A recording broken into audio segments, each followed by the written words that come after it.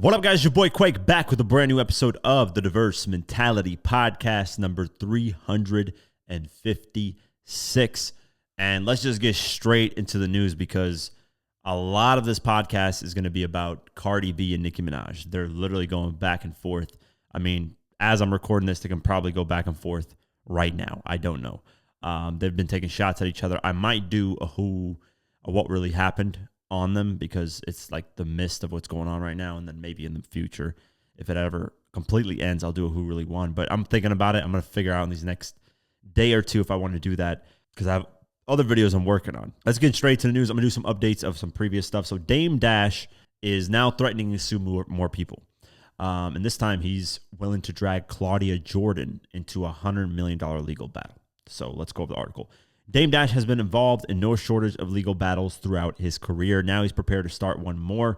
All hip-hop's Grouchy Greg Watkins exclusive reports that Dash issued a letter earlier this week threatening to sue attorney Christopher Brown, Claudia Jordan, and more. He alleges that they conspired to take him down, accusing them of fraud and defamation. He accuses them of interfering with the film The List, formerly known as Dear Frank. Dash also alleges that all of this added to his financial turmoil. This latest threat comes just a couple of weeks after Jordan put him on blast on social media for mentioning her during his appearance on The Breakfast Club. Why you keep trying to bring me into your mess, she questioned at the time. You've been sued by everybody and you lost every single lawsuit, and now you owe the government all this money, yet you kept trying to bring me into your bullshit. On the set of Dear Frank, you were wildly inappropriate. She also alleged you did shit on that set that should have shut it down. Okay, very inappropriate. The way you were carrying out with the women on set and what you did to me during that one scene was fucked up. You was a fucking pervert on set. Jordan then alleged you were disgusting. The thing you did with that porn tape and what you tried to do to me to get me ready for a scene with you. You thought you was hot. You're not. You're a fucking fat mess. Letter also comes shortly after Dash announced plans to sue The Breakfast Club. More lawsuits, people talking shit. Dame's just going to respond with lawsuits. And I don't know, man. At a certain level, it's like that's the way you just deal with things. I don't know. Is Dame Dash a street guy? You know, usually the only people that shouldn't be suing is street people, right? People who abide by the street code. That's really about it. Everybody else has the right to sue. I think only the street people, they think suing is like snitching. It's like going to the police, to defend you, basically, essentially. But is Dame Dash really a street guy? I don't know. He's been in the streets, yes. But has he ever branded himself as a street guy? That's up for a question, debate. Because I know a lot of people are like, oh, you can't sue if you're this and that. Listen, I'm suing if something's popping up that makes sense for me to sue. Because that's what America's about, suing, unfortunately and fortunately. I can go both ways on that. But yeah, we'll see what happens. And I think he is trying to get every penny out of anybody that he can that's speaking negatively on his name. And we'll see if he's successful in any of these attempts. Updates on Diddy's upcoming, basically, sentencing. He is attempting to get charges dropped, but it's not working. So let's go over this. Diddy's last-ditch effort to avoid his sentencing did not go according to plan. In the last few days, the mogul's legal team sought out an acquittal or a new trial. It was predicted that neither was going to come to fruition. Former federal prosecutor Naimi Ramani said, I don't think that these motions have any chance of success, but we know that they're looking at a potential appeal down the road. And even if he gets time served, he may appeal this conviction again. That's exactly what happened. According to Variety, on Tuesday, September 30th, Judge Aaron Serbanim, I don't know how to pronounce these names, that's crazy, who's overlooked this entire federal case, explained why he came to this conclusion. To any modern reader, the plain meaning of prostitution is sex for sale. Every modern dictionary the court consulted says the same thing. What happened in this case was transportation for prostitution, even under Combs' understanding of the term. Combs transported the escorts who were financially motivated and intended for them to engage in prostitution. He also added the government proved its case many times over that by itself might not be enough to dispose of Combs' challenge. Had the prejudice indeed been so great, one would expect a jury to convict on the most relevant counts before it could spill over and inflict the others. A new trial is not warranted. Diddy's representatives were trying to argue in their motion that their client was taking part in voyeurism, not prostitution. Remember, the Bad Boys CEO was convicted of 2 federal counts of transportation to engage in prostitution. Voyeurism essentially means you are getting the pleasure out of watching other people engage in sexual activity. In this case, they tried to convince the court that Diddy was merely paying for others to have sex in front of him and not for him to join in, which is it's still a pleasure at the end of the day. I mean, yeah, even if he's not involved, come on, that's like a stretch. That's like saying, I don't even know what's a good example, but yeah, that's like a huge stretch. Now that this motion has been shut down, the 55-year-old faces a maximum of 20 years behind bars, which, we'll see this Friday, October 3rd, what he will be sentenced. That's the date, so it's coming up literally like a day. So, yeah, this is continuing on. Cassie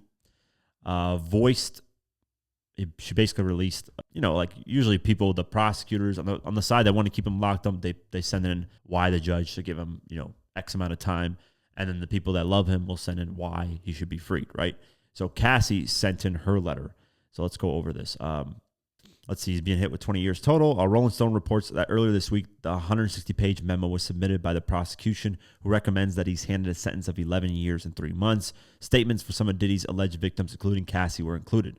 While the jury did not seem to understand or believe that I engaged in freak-offs because of the force and coercion the defendant used against me, I know that is the truth, the songstress alleges in her letter, and his sentence should reflect the reality of the evidence and my lived experience as a victim. I am so scared that if he walks free, his first actions will be swift retribution towards me and others who spoke up about his abuse at trial, she continues. Cassie took the stand during Diddy's trial over the summer. Yeah, we know about that. An anonymous ex-employee also testified under the name Mia. In her victim impact statement, she alleges that years of abuse have rewired her brain. Even today, I feel trapped in the mental and emotional patterns that he created. She also alleges, I live with chronic and severe PTSD, depression, and crippling anxiety. As for the defense, they're pushing for Diddy to spend as little time in prison as possible. So, yeah, of course, that's nothing really. But yeah, the prosecutors then now reveal what they're looking. The prosecutors will be seeking at least 135 months imprisonment. So I hate when they say 135 months. I don't know the exact. It's 12 months in a year. So yeah, so 12 times 10, which is 10 years, is 120 months, 135. Yeah, so basically 10 years is what they're looking at. That's what they want. He faces 20. Now, well, I think he'll get 10 years. For some reason, I don't, man. I really think he's going to get at max 3 years. Worst case is 3 years. He is going to get time served. Like, that's 100% because he's already been locked up for a little over a year. So he's going to get time served. That's not even a question. It's just these celebrities, these high powered, and Diddy's essentially a billionaire. It's very hard. I've never seen, well, I'm not going to say never, but it's just very hard for them to get really long sentences. Like, they just, for some reason, don't. I don't know. I think he deserves, let's just say the maximum is 20 years based off of what he's getting charged with. I think he should at least get 5 years. That's what I'm at least 5 years, because, he's not really going to learn his lesson if it's like time served and he's just free right now. Not really going to learn his lesson. If he gets like 2 to 3 years, yeah, could that impact him? Of course. But I think 5 years is, out of 20 in the middle at 10, that's fair. But just based off of what he's getting charged with, I think 5 years max. I think he's going to get maybe 2, 3. Like I said, 3 years max. He's probably going to get time served too. I know not Irv Gotti, rest in peace to him, but Chris Gotti, his brother, went on Breakfast Club, and he's predicting like he's going to get really, really sentenced badly. I guess. I don't know why he sees that, but that's what he thinks. He thinks he's going to get sentenced like maybe even 20 years. I could see him doing 5, though. Like, I could see 5 years. Yeah, I could see that as well. But it'll be time served, so he'll be like 3.5 years left. But me, personally, I think 3 years max is what he's going to get, or just time served. But we'll see, man. It's only a couple days away, so or a day away, so it's not really that far away. We'll see what happens. I'm sure the internet will be shocked to find out what does happen. But yeah, we'll see. Turk has officially taken legal action against Cash Money for being kicked off the tour. We talked about this probably like 10 episodes ago. I don't remember when, but it was a while ago. And he randomly got like removed from the tour, and then he released this kind of video with his wife addressing the situation.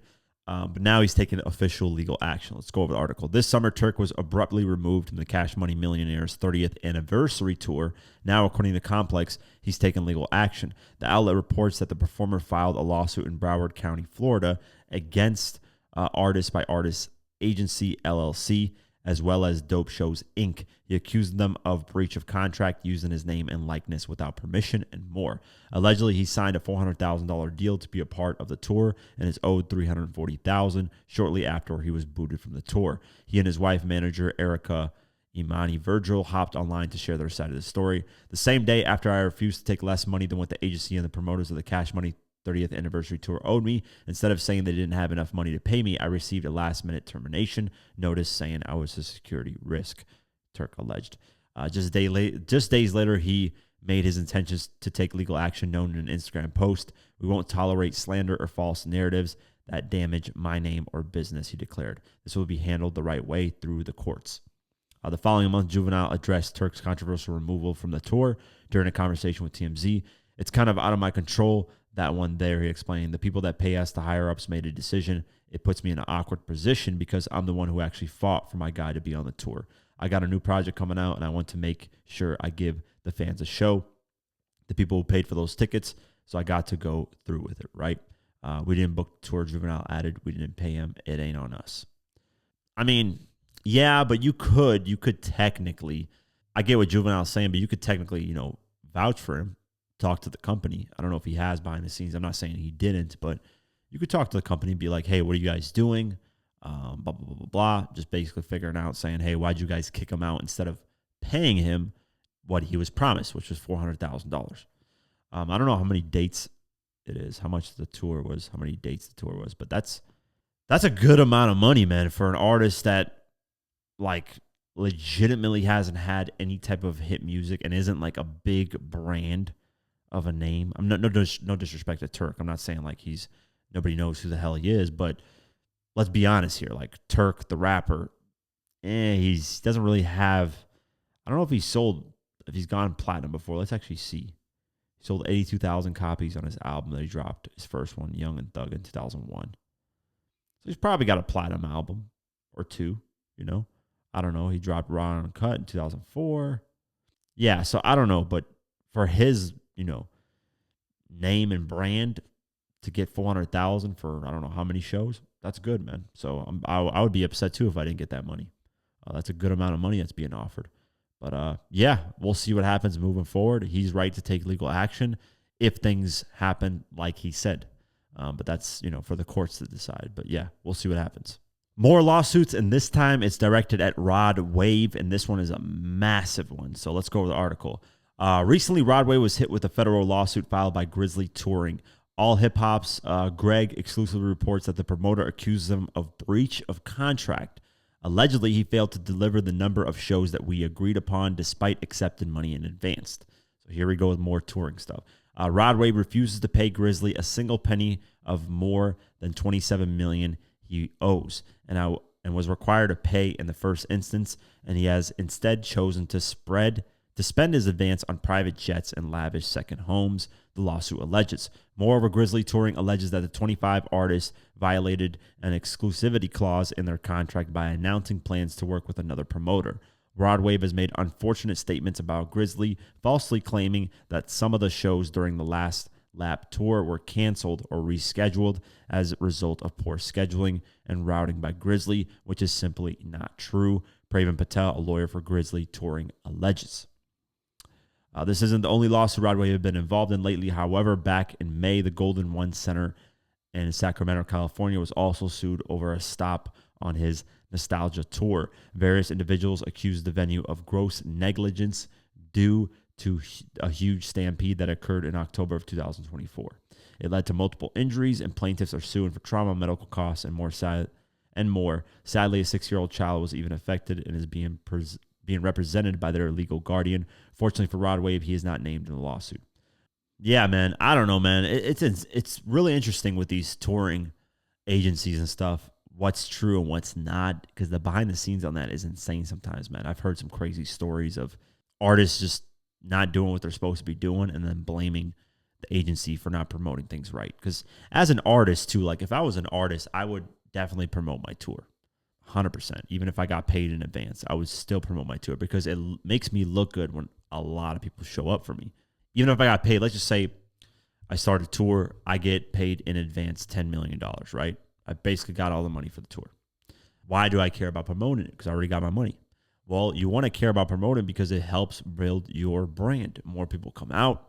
And if you make, let's just say they give you 10 million in advance, you make for them 40 million or 30 million out of that, 10 that you got in advance, they'll want to re-up with you, And what I would ask, at least on these tours, is give me all the statistics. Give me all the tickets that I sold. Give me all, how much did I bring in when it comes to selling drinks there, all kinds of stuff. I would want every statistic that's available. That way, for my next go around, I'm way more informed on how much I can ask money-wise. But here's the interesting thing, and I hate to bring up this artist because I know I bring him up on every podcast, and you guys always scold me for this, but 50 Cent. 50 does not, like the tour that he did with the Final Lap tour, he did that for a reason. He doesn't like going into debt, and this is something I heard from very close people to his team, right? He doesn't go into debt for anything. He would rather put his money up than basically get loans and get, advances and stuff like that. So he basically did that Final Lap tour to get that $100 million or whatever he netted, because he doesn't net the full $100 million, but he nets like at least $60 million. So he takes that $60 million, he invests in Shreveport, and it's his own money. He puts his own money up, and that's what happens out of it. Now, obviously, some people don't do that. They take loans. I mean, Dame Dash talked about this on the Breakfast Club. I think every route has its own unique advantages and disadvantages.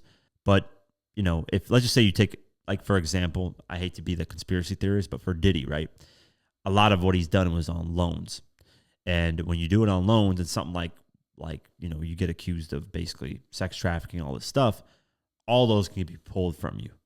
And then you really have no money because now you haven't paid those loans back and you're in debt up the neck and you don't own anything essentially. So that's the kind of downfall of it, that it can go really bad really quickly. But with your money, it's your money that you put up. You own it. It's your investment. So nobody can pull the rug up under you, so to say. So yeah, there's a whole bunch of, like, it'd be interesting, man. I wish I need to start doing that finance video I did with 50 with the Bitcoin one. It didn't do that well. I think it got like 37,000 views in like 2 weeks. So it's not that good in terms of performance, but it might be just timing. It might be just title. It might be the subject matter, but I do want to do more finance type of hip hop videos. I think that's a category that's not really filled at all. To be honest with you, I would encourage any of you guys to get into that field. If I can't really deep dive into that, if I don't have time, if you're looking to get into YouTube, get into the hip hop finance space, man. I think if you're someone who's into finance, of course, you have to be into this stuff because it's a lot of numbers crunching and just that's the kind of part I don't like about it. But it's an interesting space, man. I don't think a lot of people have explored it that well because there's a lot of interesting deals and just, you don't have to do just hip hop either. It could be a bunch of stuff. But yeah, we'll see what happens moving forward with this Rod Wave lawsuit. Sean Kingston updates, and it looks like he's actually going to have to pay, which is great, the victims that he's had. Sean Kingston lays claim to some of the millennials' favorite club hits from back in the day, but these days he's facing a lot of legal trouble. This is due to his and his mother, Janice Turner's, convictions for a $1 million fraud scheme, which XXL reports will cause another dent in their bank accounts. According to the publication, the court filed an amended judgment on Monday, September 22nd, in which Judge David S. Lebutz ordered the mother and son to pay $38,500 to a victim, in this case referred to as BC. Furthermore, this includes lump sum payments of $500 due immediately and 10% of Kingston's monthly gross earnings when he's out of jail until he completely pays off the balance. For those unaware, he received a 42-month prison sentence. So yeah, we talked about this before, but hey, shout out to this judge forcing basically Sean Kingston and his mom to pay, because some of these cases, they get hit with these, lawsuits and they lose these cases and they end up serving time, but they just, never really recoup the money because oh, this person put their name under this and this person did that. It's like the O.J. Simpson thing, right? Whether you believe he did it or not, which I think 80 to 90% of people believe he did it. When they did the criminal, obviously, case, he was a free man, found now guilty. But criminal versus civil, criminal requires a lot more evidence. It's a lot more demanding in proof. Civil is a little less demanding. So, of course, when the Goldman family sued and won civilly, they were awarded like $30 million, but never got really a penny of that because OJ just didn't have things in his name. They were in his mom's name, his kid's name. And yeah, he had a pension from the NFL that they couldn't touch because pensions can't be touched in these type of lawsuits. So it's good to see like that some type of money is being awarded back to victims in these situations because it's rare that you see that. But yeah, that's the update for Sean Kingston and his mother, and we'll see what happens moving forward. More bullshit stats from Cardi B's I Am Drama album. I don't know if you guys remember, if you've never listened to the other podcast, but I think it was last week's podcast or 2 podcasts ago. She basically went platinum the second album was released. And it's because she added 4 to 5 year old songs. WAP, and the other one was, I forget what the other track was. Regardless, she added WAP and Up. Sorry, Up and It's Stuck, and It's Up and It's Stuck, that record. So she added WAP and Up to the album, which are 4 and 5 year old songs. And those songs were already like, I think WAP's already diamond or some crazy shit. And then Up is like 4 or 5 times platinum. So adding those to the album immediately made it platinum the second it was released, which is a dumb rule. Very dumb rule. She basically sold 1 million copies the second it was released, which has never been done before, essentially. I don't know if somebody sold 1 million copies in a day. Who knows? Because Adele did 3.3 million copies in a week. So there's a possibility she could have done 1 million copies in a day and then just slowly, kind of withered off in sales. But now that we know the context now, but in the future, people are not going to know. They're going to think Cardi B immediately dropped an album, immediately went platinum. And now they're saying it's already double platinum, which is ridiculous. So let's go over this. Cardi B just notched her second #1 album with I Am Drama, which has been in the works for a long time. But for those criticizing its successful commercial performance for the record's inclusion of years-old hits, we have bad news for you, or good news if you want engagement. That's funny. Billboard reports that the Recording Industry Association, which is RIAA, just certified the new project as double platinum on Monday, September 29th, not even 2 weeks after the LP came out. The Bronx Star sold 200,000 album equivalent units in the first week. 110 came from streaming, and 90K came from pure sales, which I think Hits Daily Double accidentally said that we messed up on that. They said she did not do 90,000 in pure sales. Nah, I think it's still going. I don't know. I saw something. It could be just fake because Nicki Minaj retweeted it, so it could be fake on that end. But regardless, now she's double platinum, whatever that's worth. Like I said, man, I think first off, this rule needs to be changed. Like there needs to be, and I said this before, there needs to be like a limit on how old the song can be before it can be added to an upcoming album. Because like literally 50 cents loophole for a successful album sale is just add all those old singles. I'm the Man is at double platinum, damn near triple platinum. You can add New Day, which is gold. He can add Major Distribution, which I believe is gold. He can add like a bunch of like platinum and gold singles from ages ago, 10 years ago, and just add it to a new album with a couple new songs. And there you go. He has a successful album that probably sold faster than Get Rich or Die Trying did first week. That's literally what this is. It's done in a very improper way. It's cheating the system. But as the years go on, people won't remember this context. They'll just see Cardi B's album when it first came out went platinum in a day, and then they'll be like, oh my God, Cardi B is a legend. This is no disrespect towards Cardi B, right? I would criticize any artist that has done this.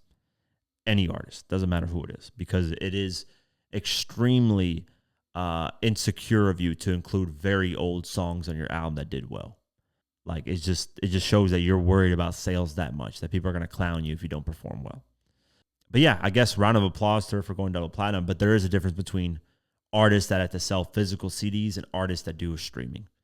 I see why people really, really hate streaming now, because now it's becoming even more clear how garbage streaming is compared to physical album sales.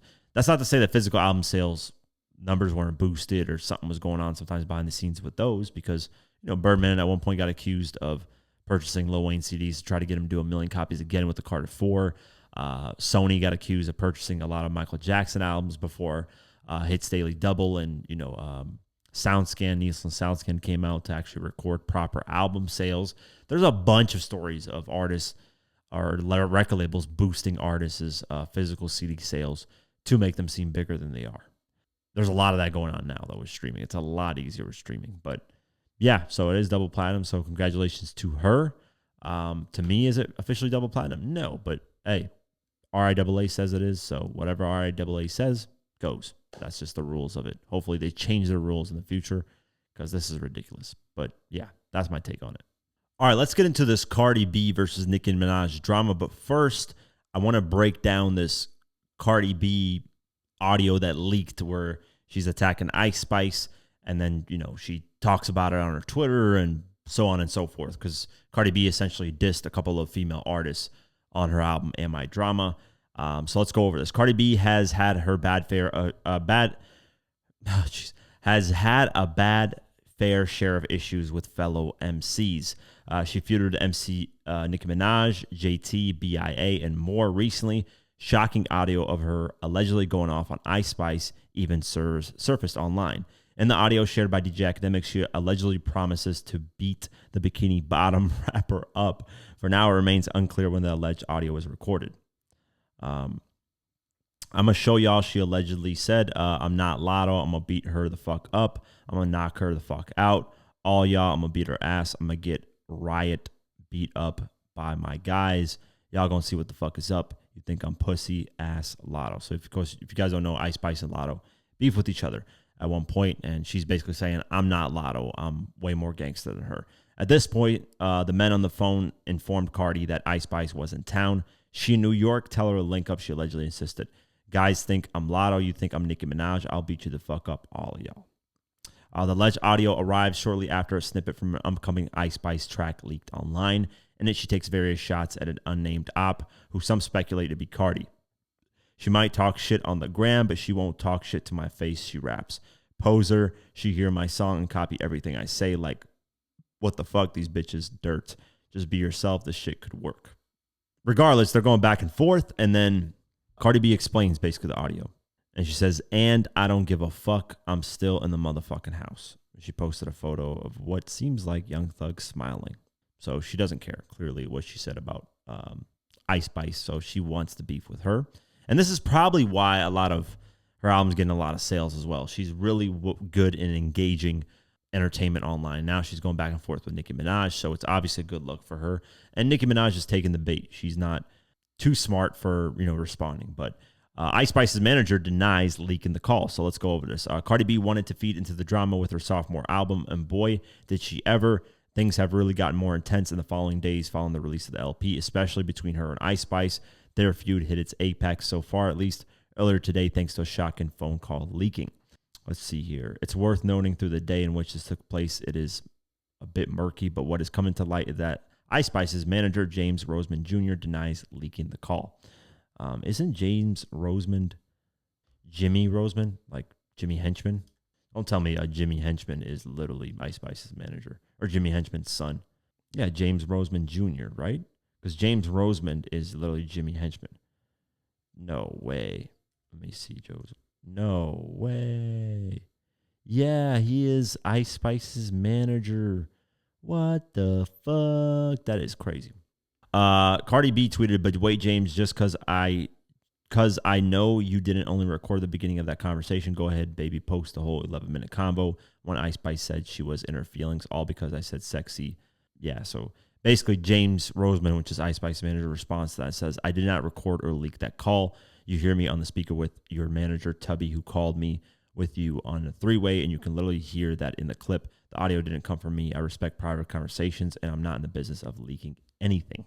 James, be for real and be a man. I was in my bedroom by myself. It was only you, me, and Tubby on the call. So you saying it was Tubby, your artist put a laughing emoji, then leaked the combo, then posted a trash-ass clip of her song in less than an hour. This is why you've been avoiding the CEOs of 10K, because you know you did it and you sound like a bitch. Wow. So I guess Jimmy Henchman's son doesn't get quite the respect that Jimmy Henchman does. Very interesting, man. But that's kind of the take on the phone call leaking. I'm sure Ice Spice will officially release that diss track, and we'll see what happens with that moving forward. But Cardi B did apologize to Lotto for what she said, basically saying that Lotto's pussy and that she doesn't want to beef with Ice Spice. She said, I was ranting and hot at that moment, but I fuck with Lotto heavy. I respect everything about her, including her team.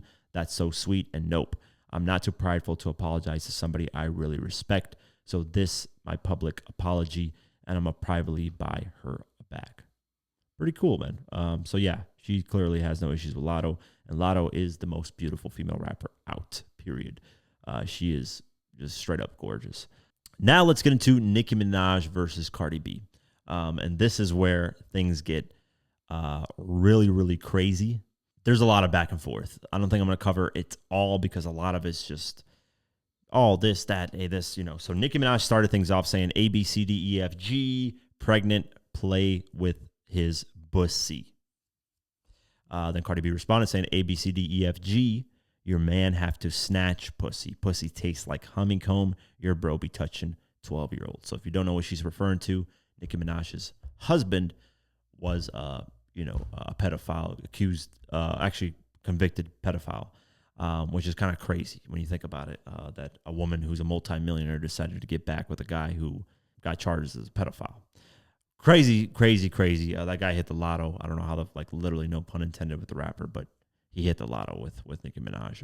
In terms of finances, I don't know. Nicki Minaj, here's what I'm going to say about Nicki Minaj, right? Before I get into this, Nicki Minaj has the best female rapper album ever. Pink Print is, to me, the best female rapper album.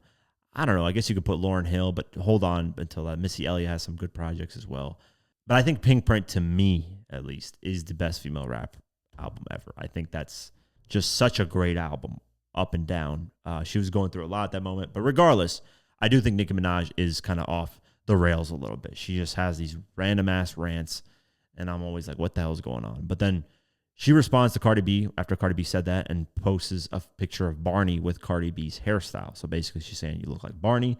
And then Cardi B responded with, I don't know who this guy is in the photo, but it's a guy with a pink Nicki Minaj wig on him. In one more message, Cardi B wrote, all right, now this is the third tweet talking about my pregnancy, like you wasn't going to different fertility doctors because you couldn't reproduce from all them perks scrambling your eggs. Not allegedly, Lord protect my babies.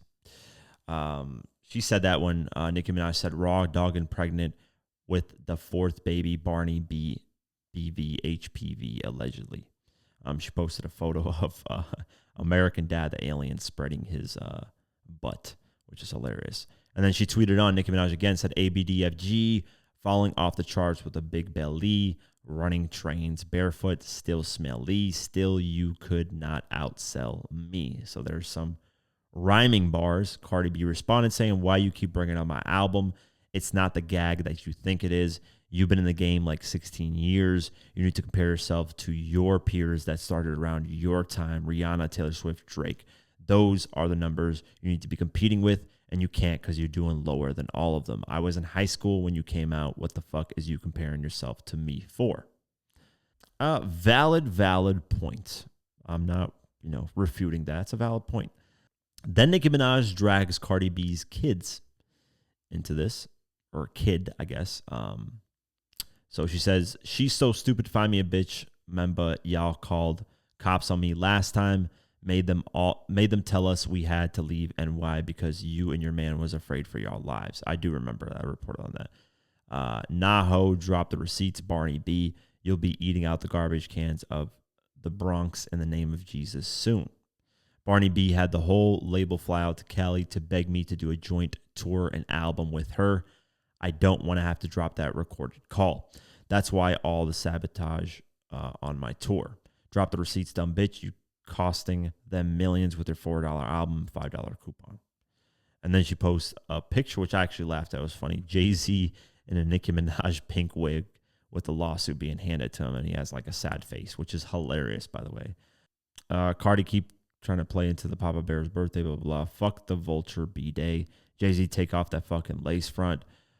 Where the roach spray, I'm going to spray it in these bitches' disease-riddled mouth. A bunch of different cum stains on the new roach for entertainment purposes only. 3/27/26, which is her new album date.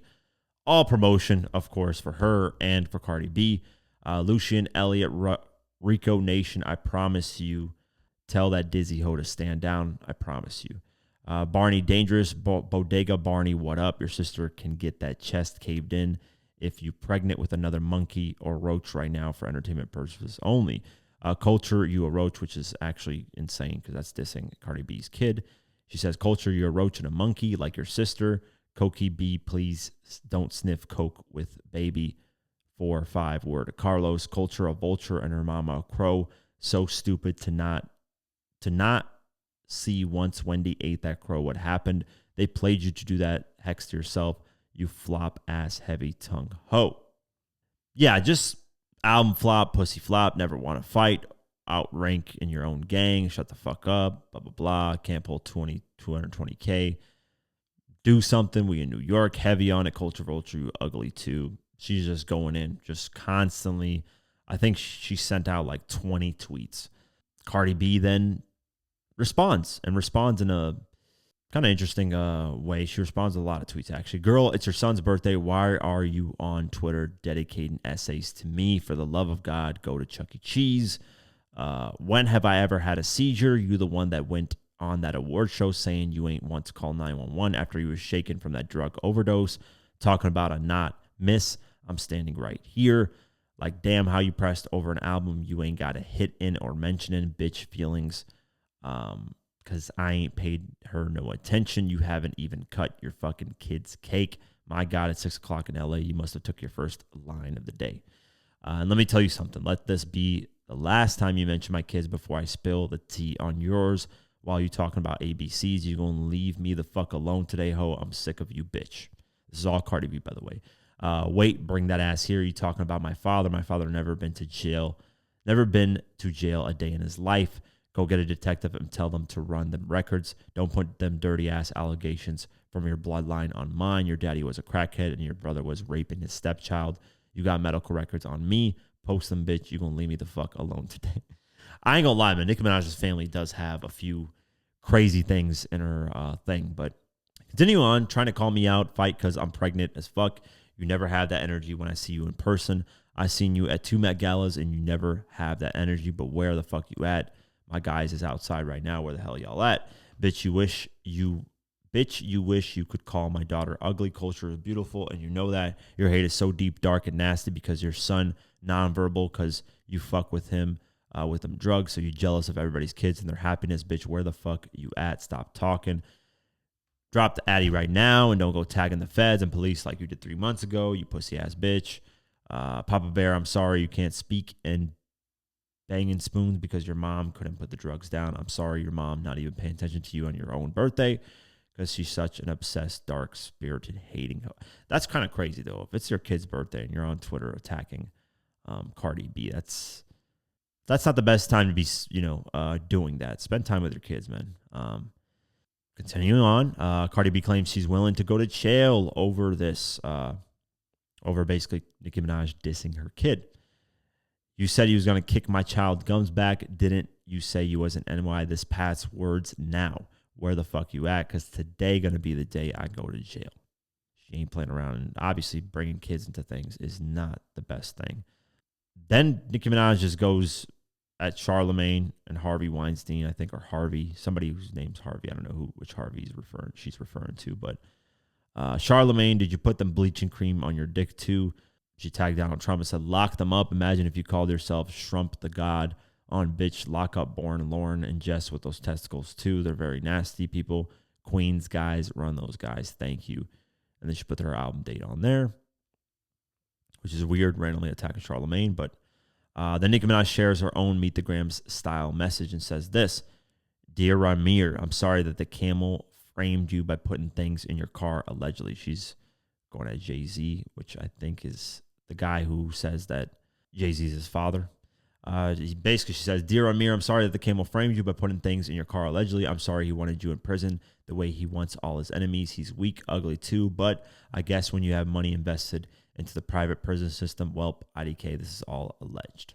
Continuing on, Cardi B issues a final message to Nicki Minaj. And this one's long. So she says, Dear Onika Tanya Mirage, which is Nicki Minaj's real name. This is my last time responding to you because this passed Twitter now. I got to see you. But first, I'm going to tell you the truth. You said out your own mouth that the little girl in you haven't forgave your mother yet. And that's because your mom used to stay silent when your dad used to touch on you every time he did that crack pipe. I know you experienced a lot of trauma and abuse, but drugs is not going to help you. You need to go to therapy now. I'm going to let you know this today. Your husband is not stopping you from your actions because he lets you do drugs all day to numb you so he can max out your credit card. Yeah, you think I don't know them Queens guys that you be letting your house every time you kick them out, be coming and spilling your tea in the hood. But I'm going to be the realest person to ever tell you, you need to get help. You need to heal that trauma. You always coming at people every time you see them happy because you got so much trauma and pain that you want to put on others. Your fans are going to gas you up while you lose your goddamn mind. You don't have no friends, no family, just that man in your house that you let do drugs till you pass out so he can spend your money and buy the hood chains. I'm not throwing away my career and my endorsements going back and forth with words with a possessed drug addict.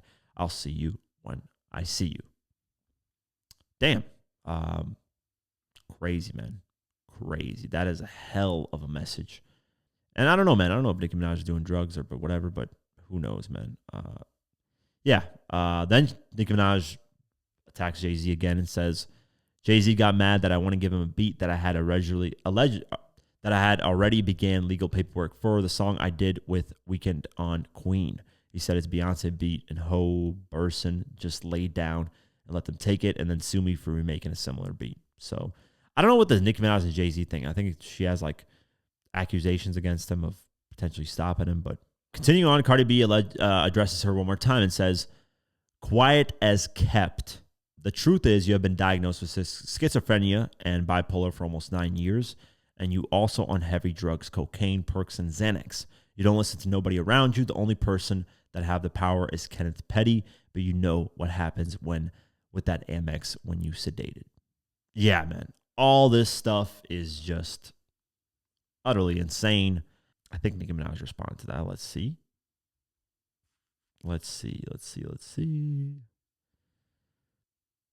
She said, is Walmart and DoorDash okay with Barney B saying she'd get a transgender to rape her man, drugged men, dissing children for years, wishing death? Trump says, bye. I don't know, man. There's a lot. I mean, she's got Jay-Z, Barney, and she's got Vlad looking like Culture Vulture and all kinds of crazy shit, man. I can't keep up with all these tweets. Some tweets get deleted too because they just regret what they're saying. I don't know, but that's essentially the back and forth. I would like for all this to be on wax, on tracks. You know, this is why I like the Drake this is why I like Kendrick Lamar, really, because Drake was going on Instagram and just like posting more on Instagram than he was making music. But they eventually just got on music. But Drake would also go in between and do Instagram posts. This type of stuff should just be handled on music, man. Diss each other back and forth. Let the public decide who makes the better music, who beats, because that's what will really determine who beats, the other person. Yeah, well, they still have their fan bases, but at least now you can see, hey, Kendrick did beat Drake. I mean, that's just the reality situation. Not like us, is literally was all over the world. That's just the reality. People won't, there'll be Drake stands up, be like, no, Family Matters is better, but just what did it look like to the public? It definitely looked like Not Like Us is the biggest record statistically too, and just, all that stuff. But I wish Cardi and Nicki would allow them just to deal that out on wax, on music. Do that, man. That would be the best route. But we'll see what happens moving forward, but that's essentially the breakdown for the most part. I'm probably going to do a what really happened video on this. I'm really debating on doing it. Just do my research and see, because I really want to get into what is this about? Like, what's the whole issue about? We'll see. But yeah, let's get into Billboard Hot 100. Golden is at number 1. The Hunter, I don't know how to pronounce their group. They're at number 1 still. Alex Warren, Ordinary is at number 2. Number 3, Sada Pop, Saja Boys. Number 4, What I Want, Morgan Wallen. Number 5, Your Idol, Saja Boys. Number 6, Manchild, Sabrina Carpenter. Number 7, Lose Control, Teddy Swims. Number 8, Daisy's, Justin Bieber. Number 9, Love Me Not, Raven Lene. Number 10, Die With a Smile, Lady Gaga and Bruno Mars. Continuing on, as you can tell, I'm a little bit sick still, which is unfortunate. Safe, Cardi B debuted with Kalani at number 26. Luther, Kendrick Lamar, and SZA, number 28. It Depends, Chris Brown, Bryce Tiller, number 31.